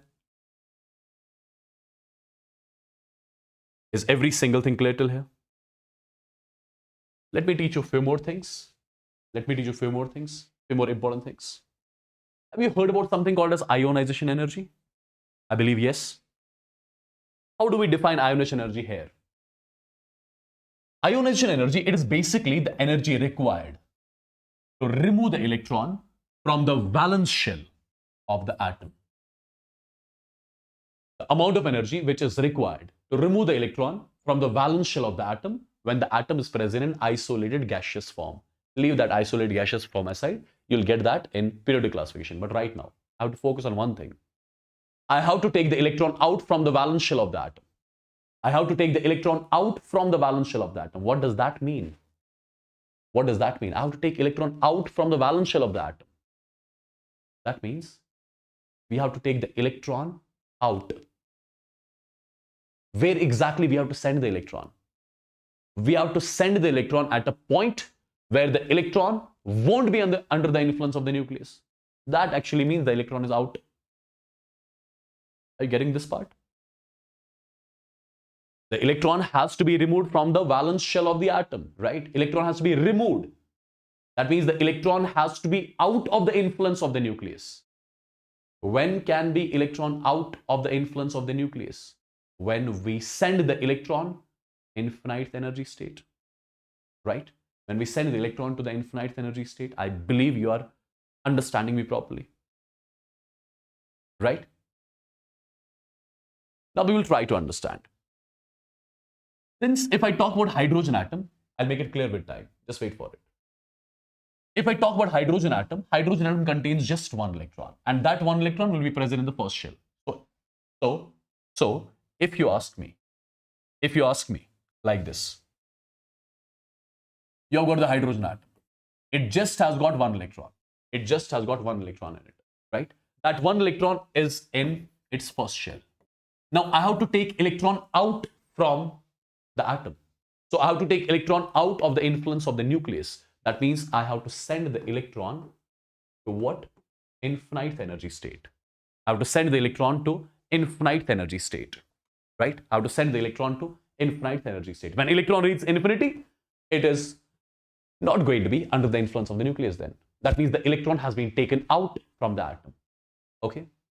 So my dear students, try to understand one thing. If I have to take the electron out from the influence of the nucleus, in case of hydrogen atom, that means the transition has to be from 1 to infinity. The electron has to go from 1 to infinity in case of hydrogen, right? If the electron has to go from 1 to infinity, imagine this is 1 and this is infinite energy state in case of hydrogen. In case of hydrogen, the electron was here. Now we have to send electron from here to here. That means, are we sending the electron from lower to higher? Yes, lower to higher. Whenever electron makes a transition from low energy state to higher energy state, it's going to absorb energy. Absolutely. How much? How much energy it has to absorb? The amount of energy absorbed is something which I call as ionization energy. The amount of energy absorbed, right, to make this transition from 1 to infinite. That's something which I call as ionization energy of hydrogen, which has to be, this was initial state, this is final state. So final minus initial. So it's E infinity minus E1, right? So delta E, which is the energy gap between these two shells. This much amount of energy we are supplying. And the amount of energy which we are supplying to take the electron out, that's called as ionization energy, is equal to E infinity is 0 minus E1 is minus 13.6 Z square by N square. Z square by N square. Z for hydrogen is 1. N for hydrogen also is 1. So this is simply this much, which comes out to be 13.6 electron volts. So my dear students, if you particularly talk about electron in case of hydrogen, if you want to define the ionization energy of hydrogen, what does that mean? That means you have to take the electron out from shell number 1 and you have to send it to infinity. And in order to send the electron from 1 to infinity, this much amount of energy has to be absorbed by the electron in the form of photons. Right? In the form of photons. Perfect. Agreed? Aligned with this? Now understand one more thing. If you remember, energy of the electron in the first orbit of the hydrogen atom was minus 13.6 electron volts. This was the energy of the electron possessed, energy possessed by the electron in the first orbit of hydrogen. That was minus 13.6 electron volts. Ionization energy of the electron is 13.6 electron volts. Can you relate these two terms? Absolutely, you can relate these two terms. You can say ionization energy of hydrogen atom, right, is equal to minus times the energy of electron, or let me write it like this, minus times energy of first Bohr's orbit. First Bohr's orbit. In case of what? In case of hydrogen, right? Or in general, you can write it like this. Ionization energy of hydrogen, it has to be equal to what? It has to be equal to minus times E1. Perfect. This is also one important statement. This is also one important statement. Similarly, guys, imagine you have got hydrogen-like atom. Imagine you have got hydrogen-like atom, right? Single electron species, whose atomic number is Z, right? Now, for example, it is a single electron species. There is only one electron. That one electron will be present in first shell. Now, imagine you have to take the electron out. That means, again, you have to make the transition from n is equal to 1, n is equal to infinity, right? Perfect. So, imagine that this is n is equal to 1 and this is, for example, n is equal to infinity. This is your hydrogen-like atom whose atomic number is Z. The electron was present here. Now you have to send it to infinity. You have to send it to infinity. The electron again has to go from lower to higher, lower to higher, lower to higher. Energy has to be absorbed. How much? Difference in the energy gap. Difference in the energy gap. So, energy gap is represented by delta E, which is going to be E infinite minus E1 here, right? And this energy gap I am supplying. So the amount of energy supplied to take the electron out from the valence shell, that's ionization energy. So E infinity is 0 minus E1 is minus 13.6 Z square divided by N square. N is 1 here, right? Perfect. So I'll say ionization energy is equal. It is equal to plus 13.6 Z square. So for hydrogen-like species, ionization energy is plus 13.6 Z square. For hydrogen-like species, ionization energy is 13.6 Z square. This much amount of energy is required to take the electron out from the valence shell, right? Now, my dear students, if you remember, there was one thing. This was for hydrogen-like species. What is the energy possessed by the electron in the first shell of hydrogen-like species? That is minus 13.6 Z square. That is minus 13.6 Z square. What does that mean? That means ionization energy of hydrogen-like species. Ionization energy of hydrogen-like species is equal to minus times the energy possessed by the electron in the first orbit of what? Of the hydrogen-like species. So sometimes they'll directly give you the energy of the electron in the first orbit, and they'll ask you what is the ionization energy. You just have to reverse the sign. That's it. Nothing else. I believe it's clear to everyone. I believe this is clear to everyone. I believe all these things are clear to everyone. Okay? Right? For hydrogen, ionization energy for hydrogen or hydrogen-like is 13.6 Z square, electron volt per atom. Electron volt per atom. Or if you want to convert electron volt per atom into kilojoules per mole. So do remember, 1 electron volt per atom is going to be 96 kilojoules per mole. This you'll use in the problems while doing the conversion. Right? Rest everything is same. Now guys, there is something called as binding energy. These are very basic terminologies. There is something called as binding energy. How do we define the term binding energy? Binding energy is simply defined as the energy required to remove the electron from a given energy state. What was ionization energy? When you were defining the ionization energy, the electron was to be taken out from the valence shell. But here, electron, when you define the binding energy, electron can be taken out from any shell. What does that mean? Have a look. Let's say this is the nucleus. These are some shells. And this is, for example, n is equal to infinity. For example, electrons. Some of the electron is present here, for example. Right? This is the electron here. Let's call this as N1. Let's call this as N2. Right? The amount of energy which is required to take the electron out from a given energy shell, from the given energy state. This is some random energy state from which I have to take the electron out. Means right now the electron is under the influence of the nucleus. I have to send this electron to infinity. Then only it will be out of the influence of the nucleus. Right? How much will energy? Is energy going to be absorbed by the electron or emitted? Lower to higher. Energy is absorbed. Right? How much energy is absorbed? Whatever is the energy gap between these two, same amount of energy electron has to absorb. Right? And whatever amount of energy is absorbed by the electron, right? Whatever amount of energy is absorbed by the electron, right? To be removed from a given energy state. That is something which you call as binding energy. It has to be the difference between the two. It has to be E infinite minus E n1. E infinite is 0. What is E n1? That is minus 13.6 Z square divided by n1 square.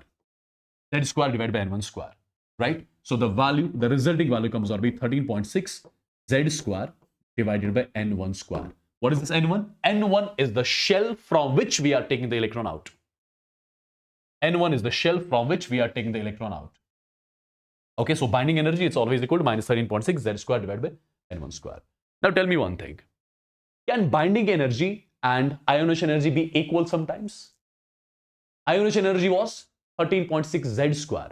Binding energy is 13.6 Z square divided by n1 square, or n square you can say. N is the shell number from which you are taking the electron out. Can ionization energy and binding energy be equal? Yes, they can be equal. When? They can be equal when n is equal to 1. When n is equal to 1. If n is equal to 1, binding energy and ionization energy, they'll be equal. Right? Binding energy can be equal to ionization energy when you are taking the electron out from n is equal to 1. Perfect? So do remember this particular thing as well. Similarly, there is something called as, you would have come across this particular term, excitation energy. For example, you have to take the electron, you have to make the transition. Let's say electron has to make a transition from lower energy state to higher energy state. Let's say this is the energy state N1. This is the energy state N2.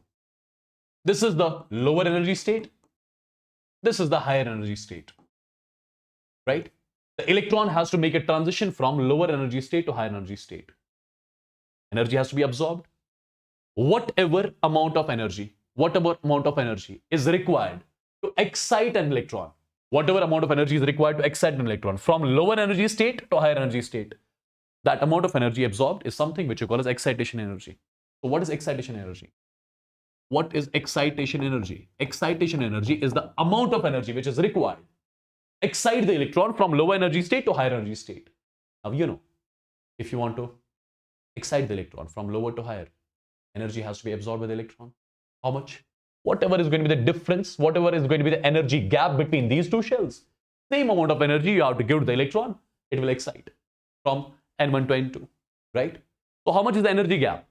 Final minus initial, it's going to be En2 minus En1. En2 minus En1. So excitation energy is basically the energy gap, which is this much, right? So I would say excitation energy result will be equal. This is minus 13.6 Z square divided by N1 square minus. This is minus 13.6 Z square divided by N2 square. Sorry, this was N2 square and this is going to be N1 square. Perfect. So from this particular result, you are going to get the result for calculation of excitation energy. It has to be 13.6 Z square you are taking common. It's going to be 1 upon N1 square minus 1 upon N2 square, right? This is the formula by means of which you can calculate the excitation energy of the electron. The amount of energy which is required to excite the electron from low energy state to the higher energy state. Perfect, people? So I believe all these three results are absolutely clear to you. Can you solve this question? Can you solve this question? The question says the radius of two Bohr's orbits of hydrogen atom. The radius of two Bohr's orbits of hydrogen atom. R1 divided by R2, right? It is equal to 4 divided by 9 for hydrogen. The energy difference between them may be. He's using the term may be. E1 by E2 you have to calculate, right? Since we are talking about two energy states of hydrogen. That means we have got one atom. So Z will get cancelled. So R1 is basically R0 N square by Z. It was supposed to be like this. R0 N1 square divided by Z1. R2 was R0 N2 square divided by Z2.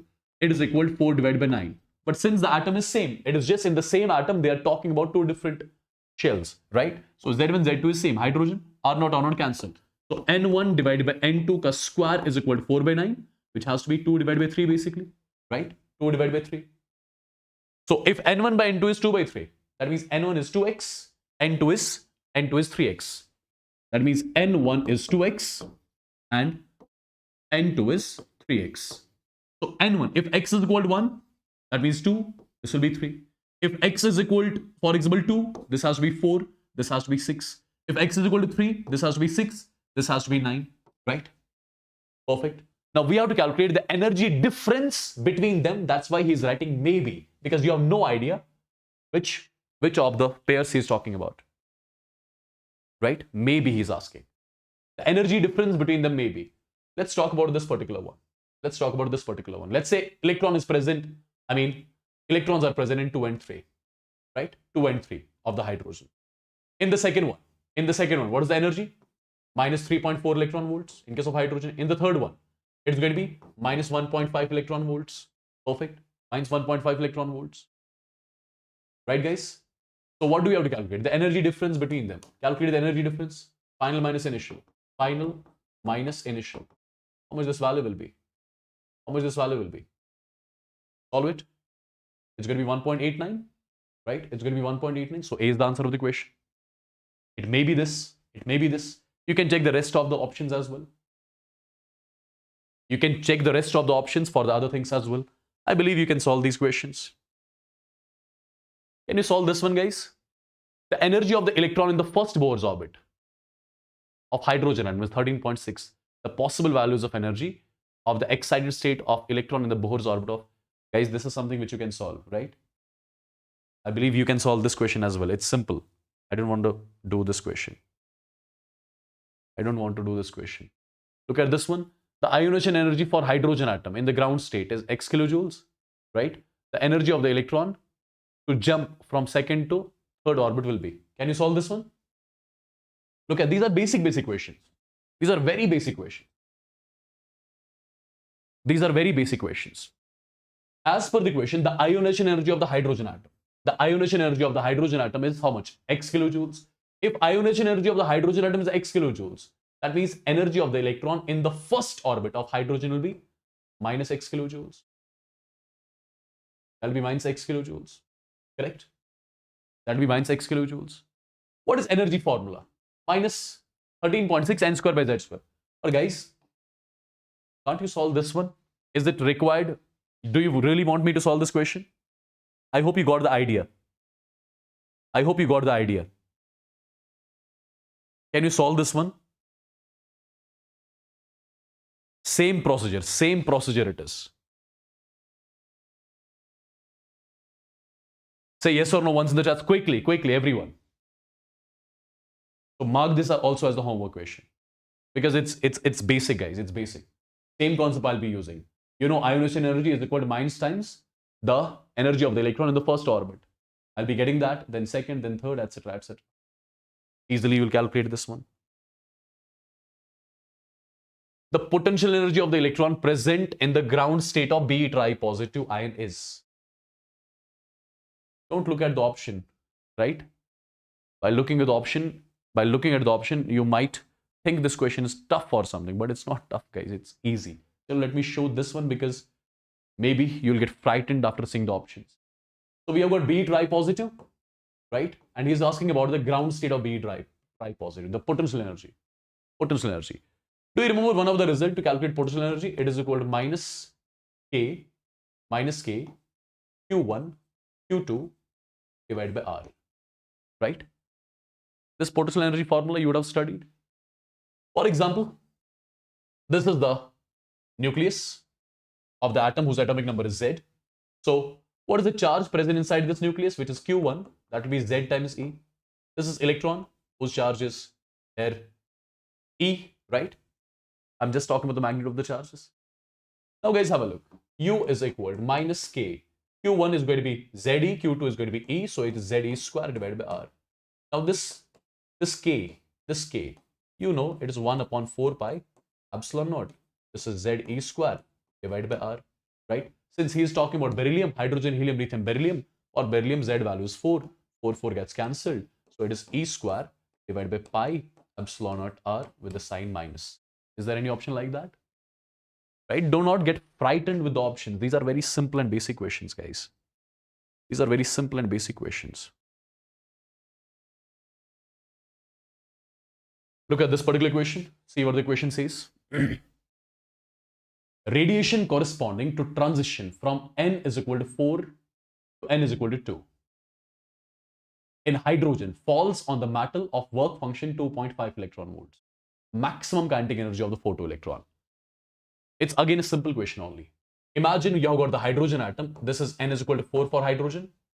And imagine this is n is equal to 2 for hydrogen. The electron is moving from 4 to 2. The electron is making a transition from higher to lower energy state. Perfect. So it is going to emit energy. So first of all, tell me how much energy it will be emitting. How much energy it will be emitting. The difference between the two. The energy gap which you'll be getting from here. Let's first of all calculate energy possessed by the electron in the second Bohr's orbit. You know, E is nothing. E is just minus 13.6 Z square divided by N square. So it has to be minus 13.6. Z is 1. N ka square. So 2 ka square is 4. So it is minus 3.4 electron volts. So here it is minus 3.4 electron volts. Energy of the electron here, it's going to be minus 13.6 divided by N square. 4 ka square is 16. Which will come out to be minus 1.5 electron volt. Perfect. Now, calculate the energy gap. Energy gap is final minus initial. Initial is 1.5. So how much it will be? It will be, I think, minus 1.89 electron volts approximately. Right? How much is it going to be? Minus 1.89 electron volts. This minus signifies that energy is emitted by the electron when it's making a transition.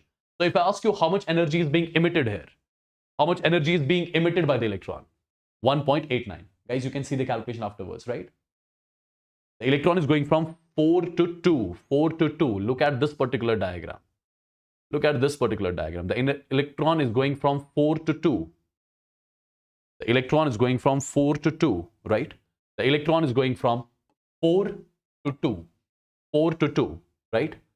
Oh, sorry. This was E4 was minus 0.85. I have done a mistake. That was minus 0.85. I wrote minus 1.5. Sorry. That was, let me check it again. E4 is minus 0.85. Minus 0.85. So E4 was, sorry, this was minus 0.85 electron volts, right? All the calculation is wrong, right?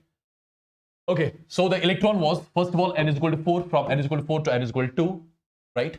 The electron will be going from 4 to 2, so that means the electron will be emitting energy. How much energy electron will be emitted? Delta E, right? Final minus initial. Final is minus 3.4. Initial is minus 0.85, right? Now do the calculation. 3.40 minus 0.85. How much that is? 10 minus 5, 5. This is 5, so 2.55 electron volts. And the sign minus, so 2.55 electron volts. Correct? Now try to understand. This minus sign signifies that energy is emitted. How much energy is emitted? 2.55 electron volts of energy is emitted. Now, whatever energy is emitted by the electron while making the transition, that amount of energy is falling on the metal. This much amount of energy, these 2.55 electron volts, it is falling on the metal, whose work function is given to us. Whose work function is 2.5 electron volts. Whose work function is 2.5 electron volts, right? So how much is the incident energy? Incident energy is 2.55 electron volts. How much is the work function? 2.5 electron volts. You know, incident energy is equal to work function plus kinetic energy maximum. So from here, you can easily calculate maximum kinetic energy, right? So maximum kinetic energy has to be equal. This is 2.55 minus 2.5, which comes out to be 0.05 electron volts. So this is the maximum kinetic energy with which the photoelectron will be moving in electron volts. But you do not have to calculate the answer in electron volts. You have to calculate it in joules. And you know, 1 electron volt is 1.6 into 10 raised power minus 19. As simple as that. So multiplying the last thing by 1.6 into 10 raised power minus 19, you'll be getting the answer in joules. Is every single thing clear? Is every single thing clear, people? Let me know once in the chats quickly. Are all the things clear?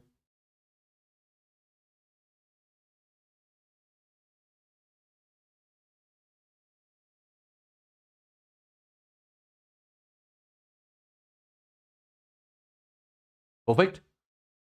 All right. I think there's a physics session now with Shreya sir. Okay. I'll take a leave.